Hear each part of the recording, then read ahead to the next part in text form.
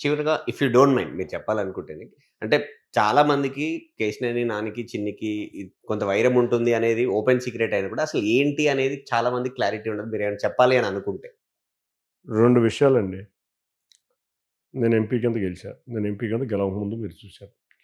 ఏ ఇంటర్వ్యూలో కూడా నేనెవరిని ఎక్కువ విమర్శించను. నేను నా పాజిటివ్‌గా నేనెళ్తా. ఆయన మరెందుకు గత 5 సంవత్సరాలే కాకుండా ఇప్పటికి కూడా ఏదో ఒక అడ్డగో తోక పట్టుకుని నన్ను విమర్శిద్దామనే ట్రై చేస్తూ ఉంటాడు. నా క్యారెక్టర్ ఇది. ఆయన క్యారెక్టర్ అది. ఆయన 100 తప్పులు చేసినా కూడా నేను ఏ రోజు విమర్శించలా. విమర్శించింది ఎక్కడన్నా మీరు చూసారా? ఎలక్షన్ సమయంలో చంద్రబాబు నాయుడు గారిని తిట్టినప్పుడు తిట్టానే తప్పితే నేను ఏ రోజు విమర్శించను. నాకు తెలుగుదేశం పార్టీలో ఒకటే చెప్పాను నేనున్నప్పుడు. ఆ సీట్ ఇచ్చినా ఇవ్వకపోయినా నానిగారి సీట్ అంటే మేము కలిసి పని చేస్తామని ఆ రోజు కూడా చెప్పాను. సరే ఎలక్షన్ టైంలో బయటకొచ్చి చంద్రబాబు నాయుడు గారిని, లోకేష్ గారిని మమ్మల్ని అందరినీ చెత్త మా పదాలు వాడారు. నన్నే కాదు మీరు చూస్తే అక్కడ 2019 నుంచి కూడా మా తెలుగుదేశం నాయకులనే తిడతాడు.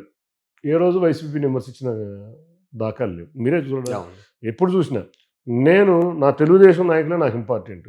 నన్ను విమర్శించినోడిని కూడా ఇవాళ వరకు నేను ఎప్పుడు విమర్శించను. మీరు ఇందాకే అడిగారు ఆయన ఎందుకు పదే పదే అన్నారు. నా తెలుగుదేశం నాకున్నది ఏంటంటే నా తెలుగుదేశం నాయకుడు సరే ఏదో పొరపాటు నన్ను విమర్శిస్తే చేయొచ్చు కానీ నేను విమర్శించకూడదు అనే మాటలున్నాడు. అదే వైసీపీ నాయకుడు అయితే 2 నిమిషాలు కూడా ఆగను. కాబట్టి ఇటువంటి తెలుగుదేశం పార్టీ తనకు జన్మనిచ్చి రాజకీయ జన్మనిచ్చిన తెలుగుదేశం పార్టీని మధ్యలో వదిలి తెలుగుదేశం నాయకుల్ని తిట్టే నాయకుల్ని నేనేం చెప్పాలో చెప్పదలుచుకున్నాను. రెండోది అతని యొక్క స్వభావం మీకు అర్థం అవ్వాలని ఇవన్నీ చెప్తున్నాను.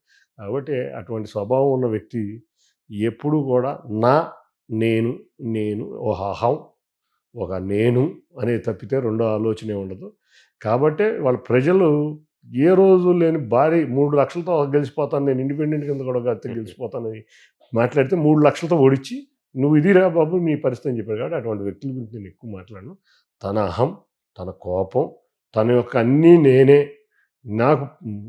మేము వాళ్ళది గెలిచామంటే మా వల్ల కాదు, మాకు పార్టీ వల్ల గెలిచాం, మాకు నారా చంద్రబాబు నాయుడు గారి వల్ల గెలిచాం కాదు. నాకు నేను గెలిచానని చెప్పుకుంటే ఇంతకన్నా దౌర్భాగ్య విషయం ఇంకోటి ఉండదు. కాబట్టి అటువంటి వ్యక్తులు కాబట్టి వాళ్ళు అతని గురించి పెద్ద ఎక్కువ మాట్లాడే.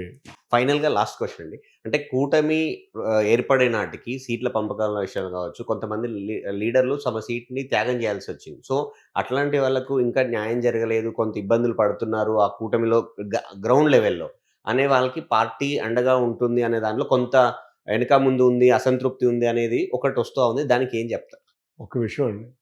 పదవులు మ్యాక్సిమం సాటిస్ఫై చేసాం. కానీ ఇంకా కొంతమందికి రావాలి. మనం చూస్తే రేపు ఎంపీ సీట్లు రాజ్యసభ రాబోతున్నాయి. ఇంకొక 7, 8 నెలల్లో సంవత్సరం సమయంలో ఎమ్మెల్సీలు రాబోతున్నాయి. ఎందుకంటే మనకు వచ్చిన 4 ఎమ్మెల్సీలు కూడా 3, 4 అప్పటికి కష్టపడిన వాళ్ళకే చేసాం. రేపు 24 ఎమ్మెల్సీలు రాబోతున్నాయి. వాళ్ళందరినీ సాటిస్ఫై చేసే విధంగా రేపు కూటమిలో ఉన్న అందరం కూడా దాన్నే ముందు దృష్టిలో చూస్తాం. మీరు చూస్తే మొన్న వచ్చిన పదవుల్లో కూడా ఒక్కొక్కరికి 2 పదవులు వచ్చినాయి. ఎవరికైతే ఇబ్బంది పడిందో కార్పొరేషన్ చైర్మన్ ప్లస్ పార్టీ పదవి ఇట్లా ఇచ్చి చాలా మట్టుకు చేశాం. కానీ ఇంకా నిజంగా కొంతమందికి మా దగ్గర కూడా ఎన్టీఆర్ జిల్లాలో కూడా ఒకళ్ళిద్దరు నాయకులు ఇబ్బంది పడుతున్నారు. తప్పకుండా కూటమి ప్రభుత్వం వాటిని కన్సిడరేషన్ చేసుకుంటుందో రేపు రాబోయే ఎమ్మెల్సీ ఎలక్షన్స్లో వచ్చేపాటికి ఇటువంటి ఎవరైతే త్యాగం చేశారో ఇన్ఛార్జీల కింద వాళ్ళందరికీ ఇందాక మీరు చెప్పారు దేవదత్తు గారు ఆయనకి రాలా. కార్పొరేషన్ చైర్మన్ వెంటనే ఇచ్చారు. తర్వాత పార్టీ పోస్ట్ ఇచ్చారు. అట్లా ఉన్నాయి. కానీ 1, 2 ఇంకా ఉన్నాయి. అవి కూడా ఒక సంవత్సర కాలంలో ఎమ్మెల్సీ ఎలక్షన్స్ రాగానే సాటిస్ఫై అయిపోతారు.